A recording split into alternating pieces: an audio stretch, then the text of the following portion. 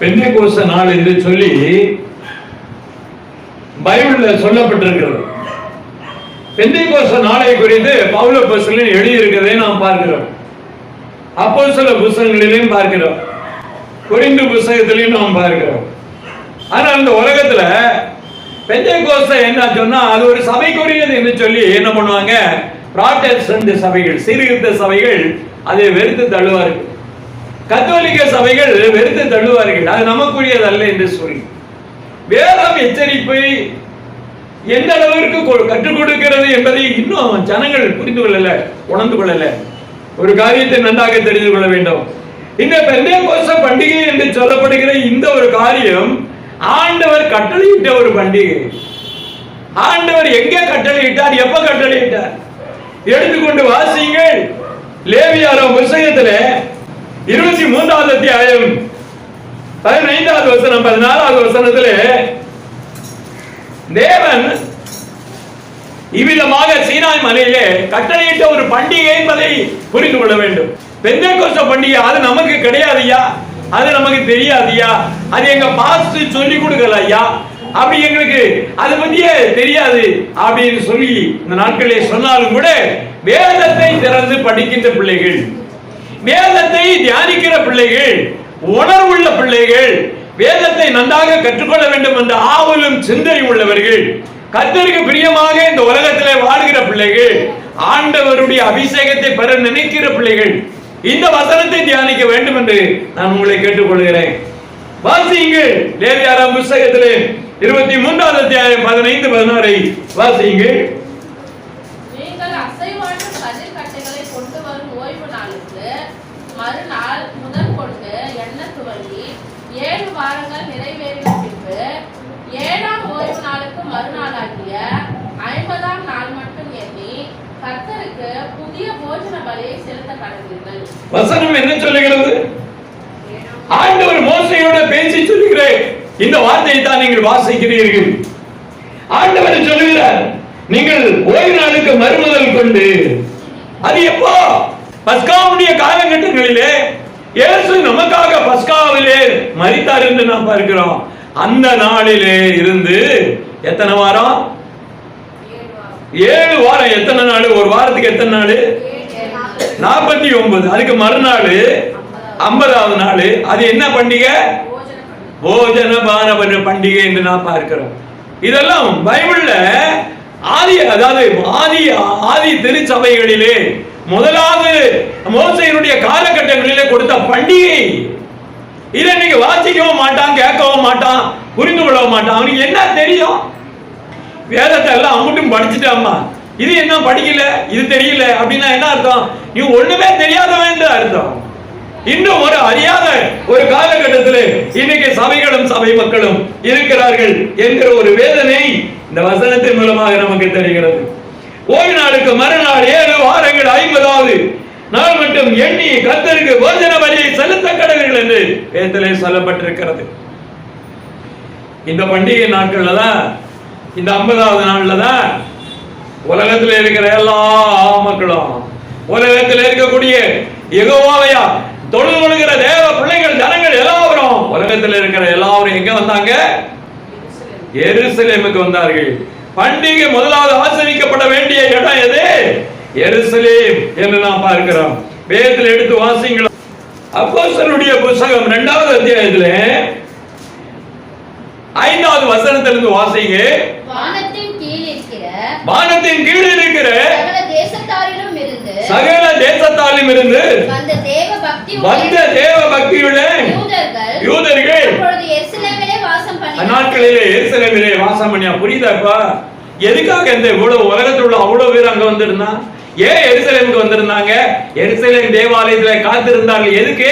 இந்த போஜன வார பண்டிகையை கொண்டாடுவதற்கு. பெந்தேகோஸ்து பண்டிகை சீனாய் மலையில கர்த்தர் சொன்ன பண்டிகை கொண்டாட வேண்டும். அதற்காகத்தான் உலகம் முழுவதும் இருக்கக்கூடிய தேவ பக்தியுள்ள பரிசுத்தவான்கள் அங்கே இருந்தார்கள் என்று வேதம் தெளிவாக சொல்கிறது, ஆதாரமாக சொல்லுகிறது. ஆண்டவரும் அதைத்தான் சொல்லுகிறார். அப்போஸ்தலருடைய புத்தகத்தில் 1ஆம் அத்தியாயத்திலே 8வது வசனத்தை வாசிக்கப்படும் போது தேவன் அதை சொல்லுகிறார். இந்த பண்டிகையினுடைய ரகசியத்தை சொல்லுகிறார். இந்த பண்டிகை எதற்கு கொடுக்கப்பட்டிருக்கிறது, ஏன் அந்த பண்டிகையை நாம் ஆசரிக்க வேண்டும், ஏன் நாம் காத்திருக்க வேண்டும் என்பதாக ஆண்டவர் நமக்கு கட்டளையிட்ட வார்த்தையை மீண்டுமாக உங்களுக்கு ஆண்டவர் சொல்கிறேன். ஒரு வார்த்தையாக அது ஒலிவ மலையில இருந்து சொல்கிறேன். ஒரு காரியமாக அன்றைக்கு சீனாய் மலையில பேசின தேவன் இன்னைக்கு இயேசுவானவர் ஒலிவ மலையிலிருந்து பேசுகிற ஒரு வார்த்தை கவனியுங்கள். 8வது வசனத்தை வாசிங்க. பரிசுத்த ஆவி உங்களிடத்திலே வரும்போது நீங்கள் பலனடைந்து எருசலேமிலும் யூதேயா முழுவதிலும் சமாரியாவிலும் பூமியின் கடைசி பரியந்தம் எனக்கு சாட்சிகளாய் இருப்பீர்கள். அப்ப என்னைக்கு ஆண்டவர் காத்திருக்க சொன்னார்? ஒரு பரிசுத்த ஆவியினுடைய அபிஷேகத்திற்கான தேவ ஆவியான ஊற்றப்படுகிற நேரம். இந்த பண்டிகைக்கு நீ வந்து நீ என்ன பண்ணணும்? தேவ சமூகத்திலே காத்திருக்க வேண்டும். தேவனுடைய பலனை பெற வேண்டும். ஆவிக்குரிய வரங்களை பெற வேண்டும். வல்லமையை பெற வேண்டும். எல்லா தேசத்திற்கும் சென்று தேவனுடைய வார்த்தையை சொல்ல வேண்டும். ஆண்டவருடைய சுவிசேஷத்தை அறிவிக்க வேண்டும் என்று அன்றைக்கு கட்டளையிட்ட அந்த வார்த்தையின்படியாக ஆதி திருச்சபையிலே காத்திருந்தார்கள். இன்னைக்கு எவன் இந்த பண்டிகை பத்தி பேசுறா? உலகம் முழுவதும் எங்க பேசுறாங்க? யாரா பேசுறாங்களா? இன்னைக்கு இந்த பண்டிகைக்காக இந்த நாள்ல இன்னைக்கு இந்த நேரத்துல எருசலேம்ல காத்திருக்கிற கூட்டம் இருக்கு. அமெரிக்கால காத்திருக்கிற கூட்டம் இருக்கு. இன்னுமாக ஐரோப்பிய தேசங்கள்ல, பின்லாந்துல, சிங்கப்பூர்ல, மலேசியால இந்த பெந்தேகோஸ்தே பண்டிகையை ஒரு சிலர் தான் கொண்டாடுறாங்க. எல்லாரும் கொண்டாடுறதுல சீனாய் மலையில சொல்லி இருக்கிற கட்டளையாக சொல்லப்பட்டிருக்குது. கட்டளை கொடுத்திருக்கிறார். இந்த பண்டிகையை கட்டளையாக கொடுத்திருக்கிறார். 10 கற்பனையை கொடுத்தார கட்டளையாக, அதே போல இந்த பண்டிகை கட்டளையாக தான் கொடுத்திருக்கிறாரு. அது தள்ள முடியுமா? நம்ம தள்ள முடியுமா? அதை பத்தி நமக்கு தெரியாது. சொல்ல முடியுமா? காத்திருக்கிறவர்களுக்கு தான் இந்த காரியத்தை ஆண்டவர் சொல்கிறார். காத்திருப்பே கிடையாது. எதுக்காக? தேவ ஆவியினுடைய அபிஷேகத்துக்காக காத்திருப்பு இல்ல. இந்த பண்டிகையுடைய காரியம் சொல்றது உணர்ந்துகிறது. காத்திருப்பு எந்த ஜனத்திலையும் இல்ல. அதனாலதான் உண்மையான தேவனுடைய பரிசுத்த ஆவியான இறங்குறது இல்ல, வருகிறது இல்ல, கிரியே இல்ல, வெளிப்பாடு இல்ல, தரிசனம் இல்ல. ஒரு பயங்கரமான ஒரு வல்லமையான ஒரு ஊழியத்தை செய்வதற்கு ராணி இல்ல, தெம்பு இல்ல. இன்னைக்கு தீர்க்க தரிசனத்தை கொடுப்பதற்காக தேவாவியார் ஊற்றப்பட்டாலே வெளிப்படையான அடையாளம் தீர்க்க தரிசனம் என்று நாம் பார்க்கிறோம். அந்த தீர்க்க தரிசனத்துக்குரியவர்களா இன்னைக்கு இருக்கிறாங்கன்னா கிடையாது. ஏதோ ஒரு காரியத்தை சொல்லுகிறார்கள். ஆனா அவர்கள் வாயில இருந்து வருகிற வார்த்தை அந்நிய பாஷைன்னு சொல்றாங்க. அதை ஆண்டவர் ஏற்றுக்கொள்ள மாட்டாரு, யாரும் ஏற்றுக்கொள்ள மாட்டாங்க. ஆனா உலகத்தில் உள்ள ஏமாந்தவங்க ஏற்றுக்கொள்ளுவாங்க. ஆண்டவர் அன்னைக்கு பரிசுத்த ஆவியினுடைய காலகட்டத்தில் தீர்க்க தரிசனத்தை கொடுத்தார். அந்நிய பாஷைகளே, முதல்ல உங்களுக்கு ஒரு காரியத்தை நான் கேட்கிறேன். இங்க எல்லாம் பெண்களா இருக்கிறதுனால கேட்கிறேன். பழைய ஏற்பாட்டில் எத்தனை தீர்க்க தரிசி இருந்தாங்க? பெண்கள் எத்தனை தீர்க்க தரிசி இருந்தாங்க பழைய ஏற்பாட்டுல?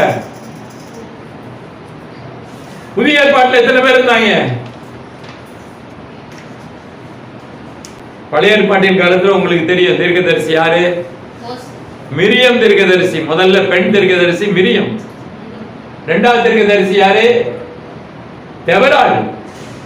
அப்புறமா யாரு? 5 பேருன்னு சொல்லிட்டேன். மலமலன்னு சொல்ல வேண்டாமா? நொதியாள்னு சொல்லி ஒரு தீர்க்கதரிசி. அப்புறம் இதெல்லாம் கேட்க கூடாது. பெண்கள் தீர்க்கதரிசி பழைய ஏற்பாட்டின் காலத்தில் இருந்ததை நாம் பார்க்கிறோம். யாத்திராகமம் புத்தகத்தில் 15வது அத்தியாயம் 20வது வசனத்திலே முதலாவதாக அங்கு மிரியம் என்கிற தீர்க்கதரிசி மோசேயினுடைய சகோதரி என்று நாம் பார்க்கிறோம்.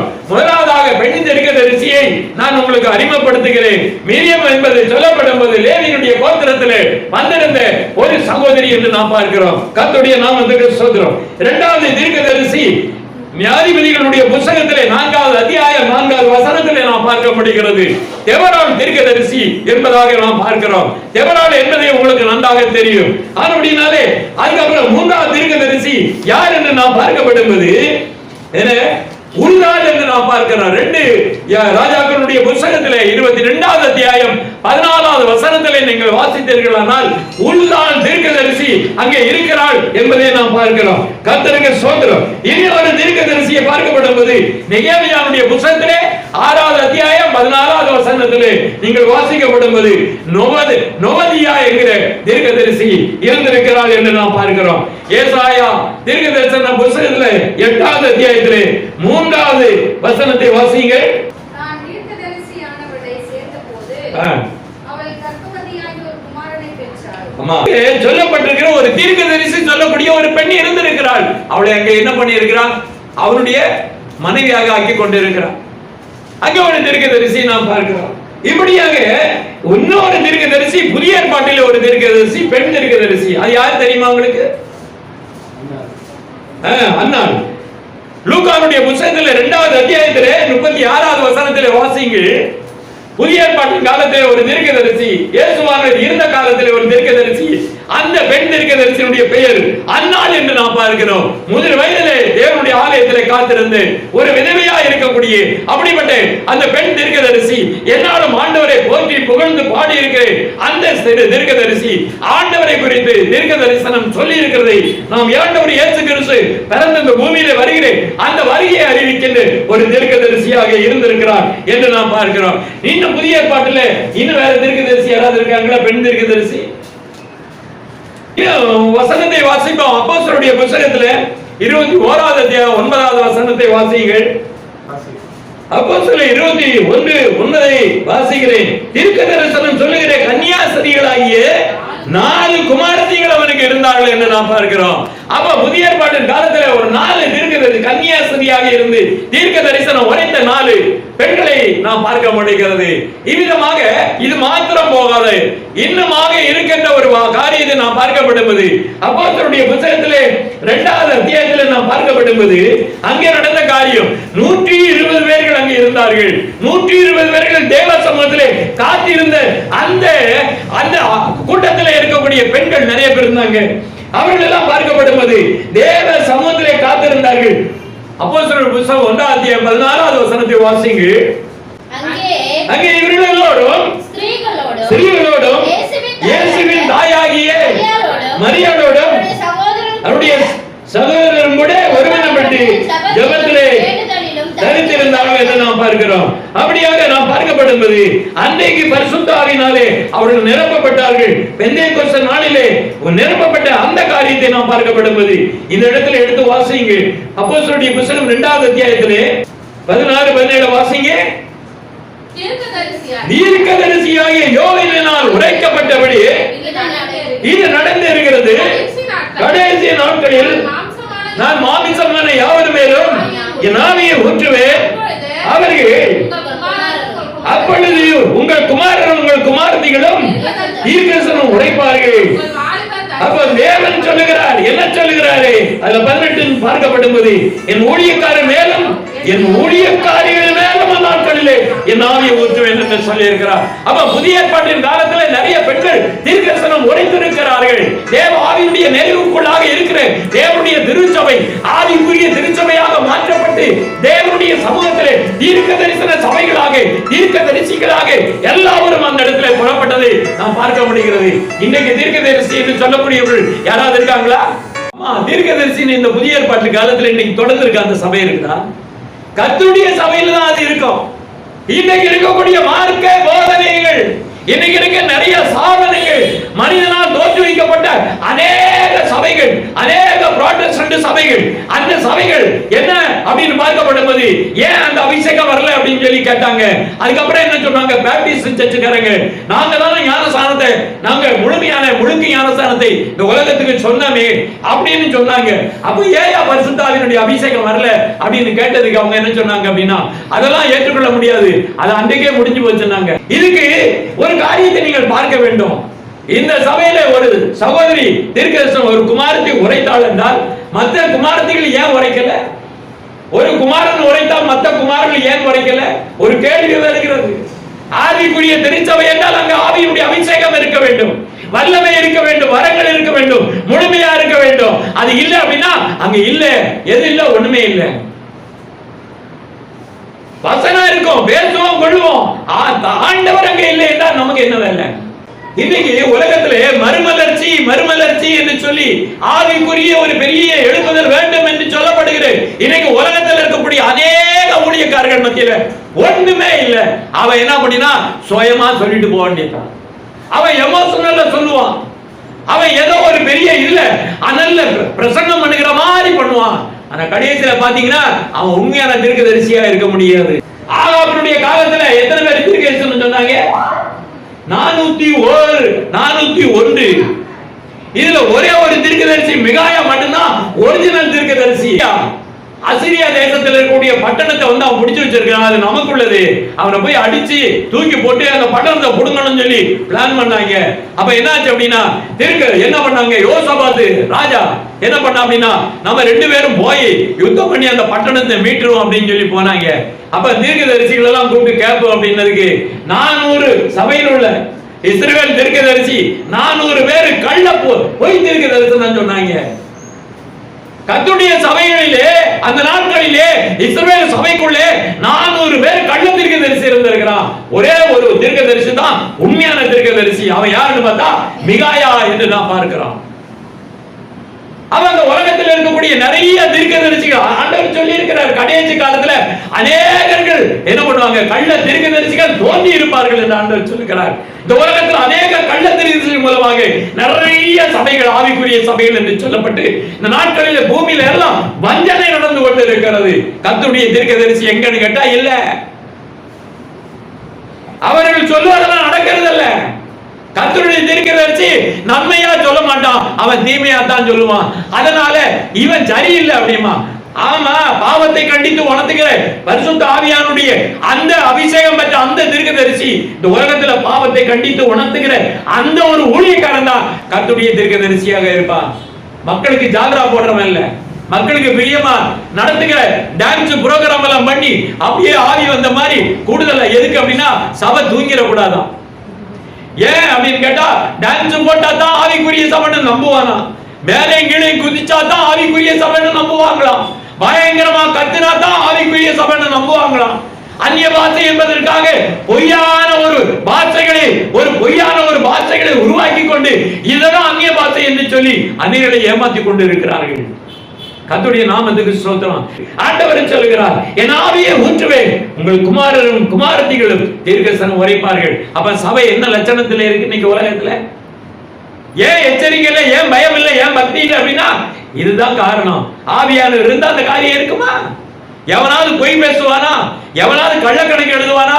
எவனாவது மோசடி பண்ணுவானா? ஆவி ஏதாவது குற்றம் செய்வானா? சபைக்குள்ள ஒரு பயம் இருக்கும், ஒரு பக்தி இருக்கும். அப்படியாக இந்த நாட்களிலே அநேக சபைகள் இப்படியாக எந்த ஆவியானவர் அங்கே இல்லையோ அங்கே எல்லாம் என்ன இருக்கு அப்படின்னாக்க விடுதலையே இருக்காது. தீர்க்க தரிசனம் இருந்தா ஜனங்கள் சீர்கெட்டு போக மாட்டாங்க. தீர்க்க தரிசனம் இல்லாத இடத்துல ஜனங்கள் சீர்கெட்டு அழிந்து போவார்கள். அப்படினாலே கர்த்தர் திருச்சபைக்கு தீர்க்க தரிசனத்தை தந்திருக்கிறார். தீர்க்க தரிசனங்களை குறித்து பேசிக் கொண்டிருக்கிறார் என்று நாம் பார்க்க முடிகிறது. எனக்கு அருமையான தேவனுடைய பிள்ளைகளே, ஒரு காரியத்தை நன்றா தெரிந்து கொள்ள வேண்டும். இன்னைக்கு புராட்டஸ்டன்ட் சபையில ஒரு சபை இருக்கிறது, ஆங்கிலிக்கன் சபை என்று சொல்லி. அவங்க 15வது 16வது நூற்றாண்டுல பார்த்தா அதுல ஒரு ஊழியக்காரன் என்ன ஆச்சு அப்படின்னு கேட்டா, அவருக்கு பரிசுத்த ஆவியினுடைய அபிஷேகம் வந்த உடனே அவன் என்ன பண்ணிட்டான் அப்படின்னா தன்னுடைய போட்டிருந்த வெள்ளை அங்கிக்கு மேல ஒரு சிகப்பு அங்கியை போட ஆரம்பிச்சாரு. பார்த்திருக்கீங்களா? டிவில எல்லாம் பார்த்திருக்கீங்களா? மேல கூடி ஒரு சிகப்பு அங்கியை போட்டிருப்பாங்க, ஒரு சிகப்பு சட்டையை போடுவாங்க. அதுக்கு வெள்ளை அங்கிக்கு மேல அந்த சிகப்பு சட்டை இருக்கும், அதுக்கு மேல ஒரு அங்கியை போடுவாங்க. காரணம் என்னன்னு கேட்டீங்கன்னாக்க ஆவியானுடைய அடையாளம் அது நெருப்பு. அப்படினாலே நெருப்பு கலர்ல ஒரு ட்ரெஸ் போடணும் அப்படின்னு சொல்லி அந்த ஆங்கிலிக்கன் சபையில முதல்ல என்ன சொன்னாங்க சொல்ல வந்தாங்க.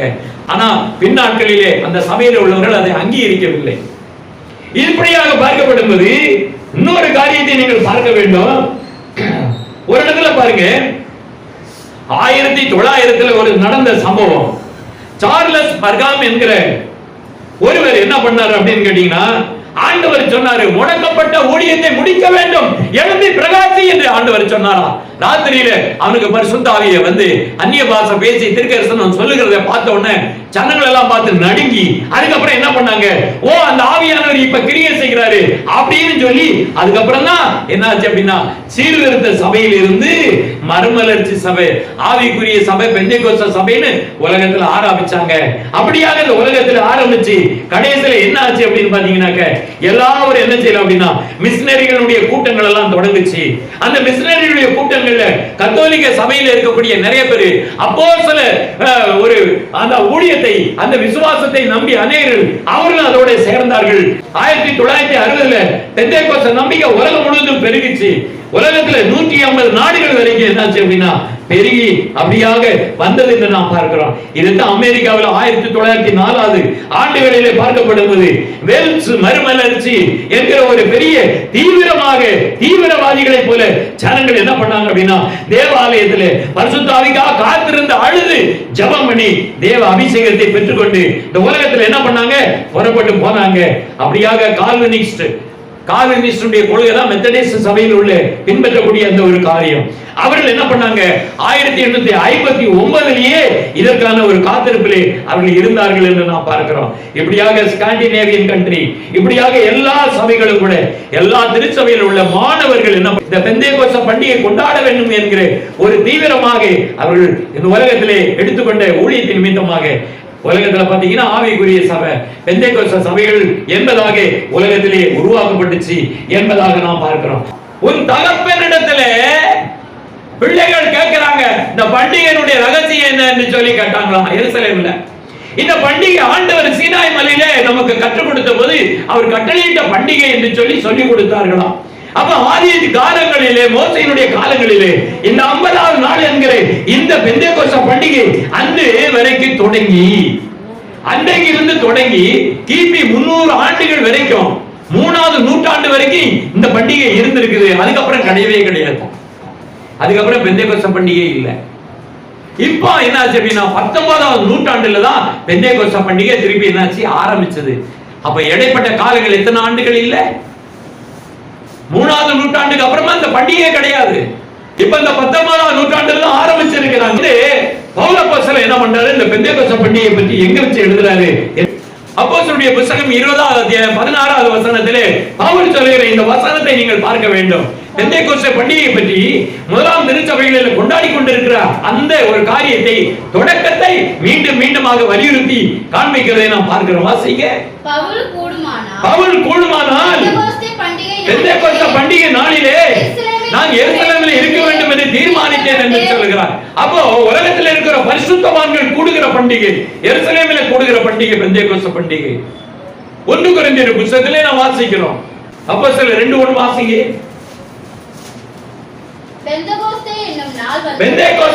பெந்தேகோஸ்தே அது கிரேக்க பாஷையில தான் பெந்தேகோஸ்தே. பெண்டா என்றால் 50 என்று அர்த்தம். அப்ப எபிரேய பாஷையில அன்னைக்கு என்னாச்சு, பழைய ஏற்பாட்டு காலத்துல பெந்தேகோஸ்தே என்கிற வார்த்தை வரவில்லை. 50வது நாள் என்று தான் எழுதப்பட்ட அந்த பண்டிகையினுடைய காரியம் அங்கே தொடங்கப்பட்டது, எழுதப்பட்டது. ஆனா கிரேக்க பாஷையில புதிய ஏற்பாடு வந்த பிறகுதான் 50வது நாளுக்கு பதிலா என்னாச்சுன்னா பெண்டா 50 பெந்தேகோஸ்தே என்ற 50வது நாள் என்று சொல்லப்பட்டிருக்கிறது. அது சபையினுடைய பெயர் அல்ல, 50வது நாள் என்று தான் சொல்லப்பட்டிருக்கிறது. ஆனால் அந்த நாளிலே கொண்டாடுகிற பண்டிகை பெந்தேகோஸ்தே பண்டிகை என்று சொல்லப்பட்டது. பெந்தேகோஸ்தே சபை என்று சொல்லப்படவில்லை, பெந்தேகோஸ்தே பண்டிகை என்று தான் சொல்லப்பட்டிருக்கிறது என்பதாக நாம் இந்த இடத்திலே நாம் பார்க்க முடிகிறது. எடுத்து வாசிப்போம். புத்தகம் 18வது அத்தியாயம் 8வது வசனத்தை வாசிங்க. ஜெப ஆலய தலைவனாகிய கிறிஸ்பு என்பவன் தன் வீட்டார் அனைவரோடும் கர்த்தரிடத்தில் விசுவாசம் உள்ளவனானான். கொரிந்தியர் அநேகர் கேட்டு விசுவாசத்தை ஞானஸ்நானம் பெற்றார்கள்.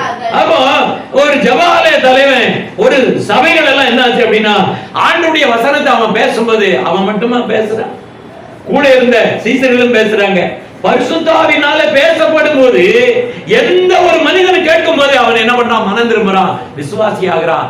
பரிசுத்த ஆவியோட பேசுகிறதுனால அந்த ஜெபாலயத்துடைய தலைவன் ஏற்றுக்கொள்கிறார் என்று நாம் பார்க்கிறோம். கொரிந்திலே இருக்கக்கூடிய அந்த சபையிலே அவர் எல்லாரும் என்ன பண்ணுகிறாங்க, யூதர்கள் எல்லாம் ஏற்றுக்கொண்டார்கள் என்று நாம் பார்க்கிறோம். அந்த கொரிந்து பட்டத்தில் இருந்துதான் என்ன பண்றான், அவர் எழுதுகிற புத்தகம் 1 கொரிந்தியர் 2 கொரிந்தியர் புத்தகத்தை நம்ம பார்க்கிறோமா இல்லையா? அந்த 2 புத்தகமே இவர் என்ன பண்றாரு அப்படின்னு கேட்டீங்கன்னா அங்கே இருந்துதான் என்ன பண்ணுகிறாரு, எழுதுகிறார் என்று நாம் பார்க்கிறோம். ஏன் கொரிந்துல அதிகமாக இந்த காரியத்தை சொல்கிறார், ஏன் இந்த காரியத்தை வெளிப்படுத்துகிறார்னா, அங்கே கெங்கிரேயா என்கிற ஒரு ஊர் இருக்குது. அங்க அந்த துறைமுகம் தான் என்ன பண்ணுவாங்க அப்படின்னா, உலகம் முழுவதும் பயணிக்கிறவர்கள் ஆசிய நாட்டுக்கு போனோம்னா அந்த கெங்கிரேயா ஊருக்கு தான் போனோம். அங்கே இருக்கக்கூடிய இடத்துல ஏறிதான், கப்பல்ல ஏறிதான் ஆசியாவுக்கு பயணம் பண்ண முடியும். அதனால அது ஒரு முக்கியமான துறைமுகமாக இருந்தது என்பதை நீங்கள் புரிந்து கொள்ள வேண்டும். ஏன் கொரிந்து கொரிந்து கொரிந்து என்று சொல்லி முக்கியமாக சொல்லுகிறேன் என்றால், உலகத்துல இன்னைக்கு லண்டன் பெரிய சிட்டி தெரியுமில்ல உங்களுக்கு, லண்டன் தான் எல்லா உலகத்துல எல்லாரும் இருக்கிறாங்க. அது மாதிரி உலகத்துல இன்னைக்கு கொரிந்து பட்டணம் உலகத்துல பிரசித்தி பெற்ற பெரிய கட்டடம் எல்லாம் இருந்திருக்குது. அந்த கொரிந்துல அதாவது கிறிஸ்துக்கு முன்னாடி 300 ஆண்டுகளுக்கு முன்னாடி என்ன பண்ணிட்டாங்க, ரோமன் கவர்மெண்ட் நொறுக்கி அழிச்சு போட்டாங்க. ஆனா என்னாச்சு அப்படின்னு கேட்டீங்கன்னா, பின்னாட்களிலே 130 ஆண்டு, கிறிஸ்துவுக்கு முன்னாடி 130 ஆண்டுக்கு முன்னாடி என்ன பண்ணாங்க அப்படின்னா, அந்த கொரிந்து பட்டணம் புதுப்பிக்கப்பட்டது, கட்டப்பட்டது.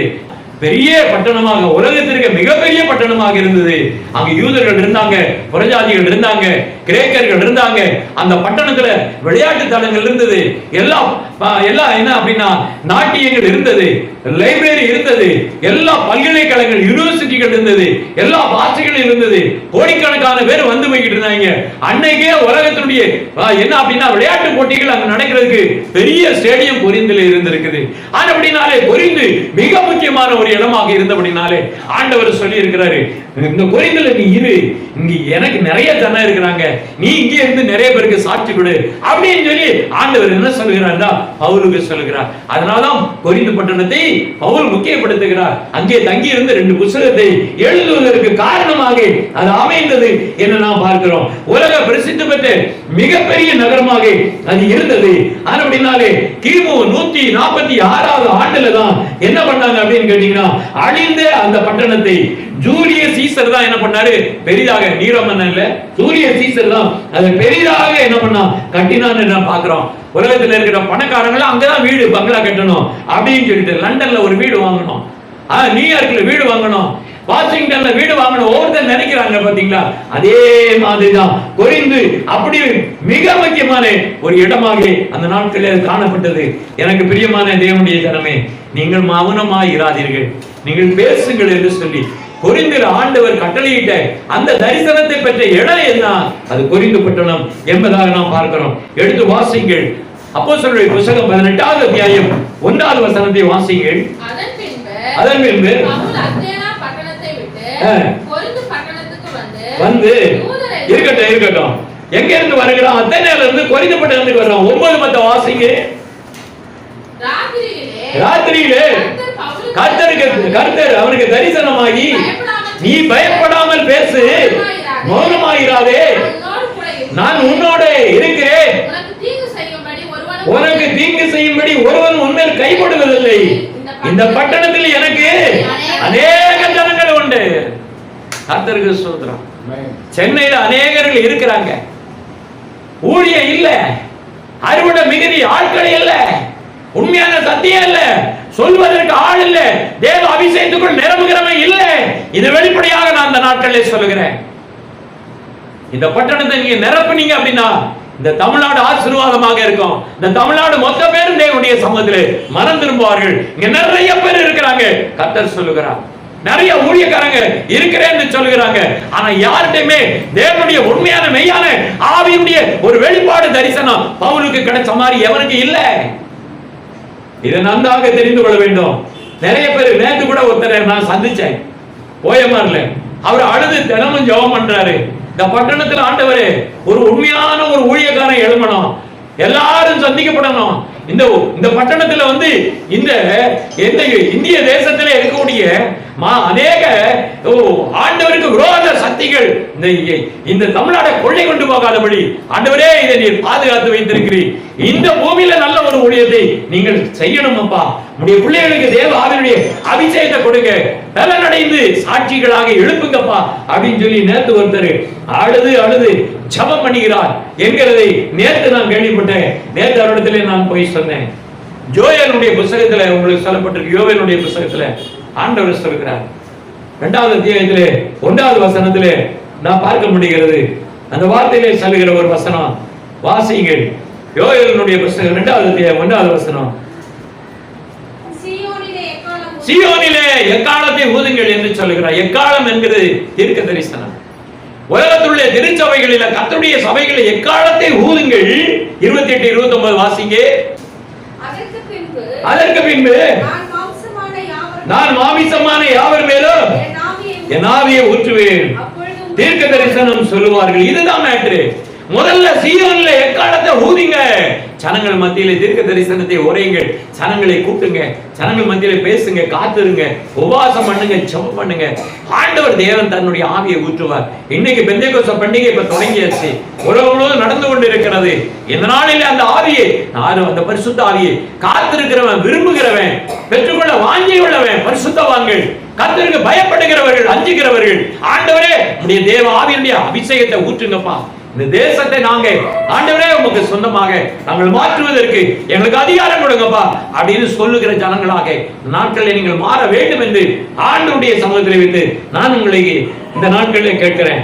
1 கொரிந்தியர் 16வது அத்தியாயம் 8வது வசனத்தை வாசியுங்கள். ஆகிலும் பெந்தேகோஸ்தே பண்டிகை வரைக்கும் நான் எபேசுல இருப்பேன் என்று சொல்லுகிறார். அப்ப ஒவ்வொரு சபைகளிலும் அவர் சொல்லுகிறார். எபேசு சபை சொல்லுகிறார், கொரிந்து சபை சொல்லுகிறார், கெங்கேரிய சபைக்கு சொல்லுகிறார். அனைத்து சபைகளிலும் பெந்தேகோஸ்தே பண்டிகையை உலகத்திற்கு அறிவிக்கிறேன். தீர்க்கதரிசியாக பவுலை கர்த்தர் எழுப்பி வைத்திருக்கிறார். ஏன் என்று பார்க்கப்படும்போது சீனாய் மலையிலே கர்த்தர் கொடுத்த கட்டளையாக இருக்கக்கூடிய அந்த பண்டிகை ஆசரிக்கப்படும் போதுதான் தேவ ஆவியினுடைய அபிஷேகம் இறங்கும். அதுதான் வல்லமையாய் கிரியை செய்யும். அந்த ஆவிக்குரிய நிரப்புதலுக்காக காத்திருக்கிற ஜனம் பாக்கியவான்கள் என்று நான் சொல்லுகிறேன். கர்த்தர் அவர்களை ஆசீர்வதிப்பார். இவ்விதமாக பெந்தேகோஸ்தே பண்டிகை குறித்து இந்த உலகத்தில் அநேகர்கள் சொல்லாம இருக்கலாம்.